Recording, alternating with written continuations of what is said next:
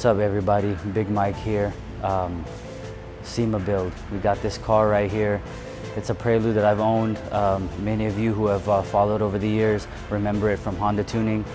A couple different covers, a couple different iterations. Every time it's been different.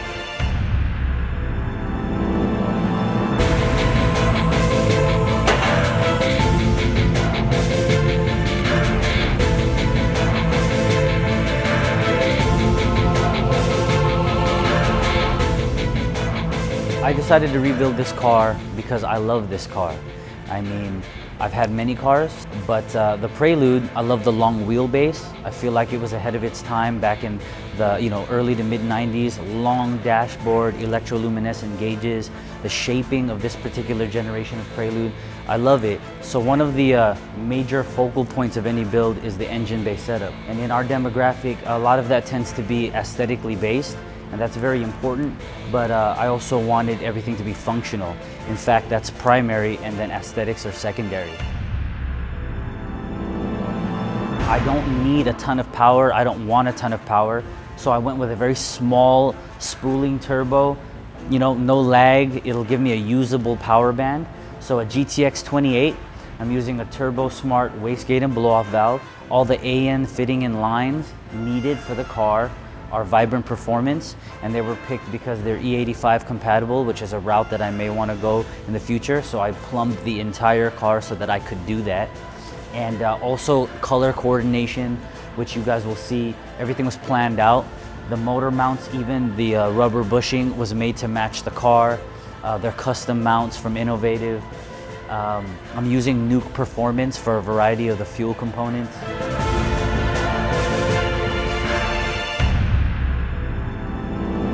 I feel very blessed to be able to debut this build, given the timing of things, given the relationship of things. I have the opportunity to debut it in Torco's booth at SEMA, and that is honestly the ultimate for me.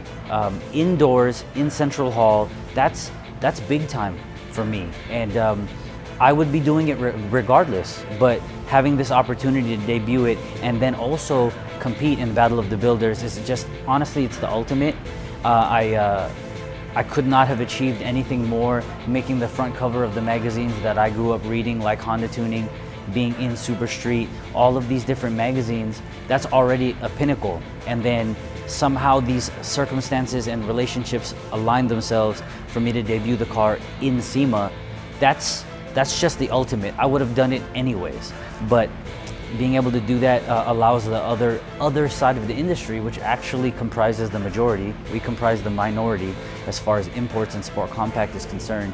To be able to be there with them and for them to be able to see this, it's just a really big deal to me, and I never would have thought, So I'm excited. I'm excited to compete, and whether I was at SEMA or not, I would build it, I would drive it, and you guys would see me at various events because I love the industry and the scene and the culture, and I'm gonna be a part of it forever.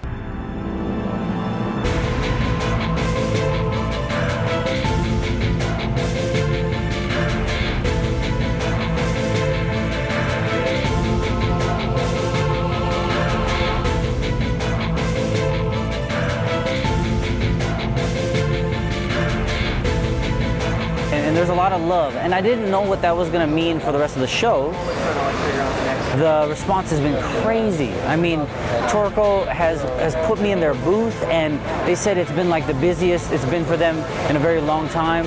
There's non-stop traffic, and I ended up putting the car in the Battle of the Builders. I feel like I built the car so well that it could at least be a contender to some level.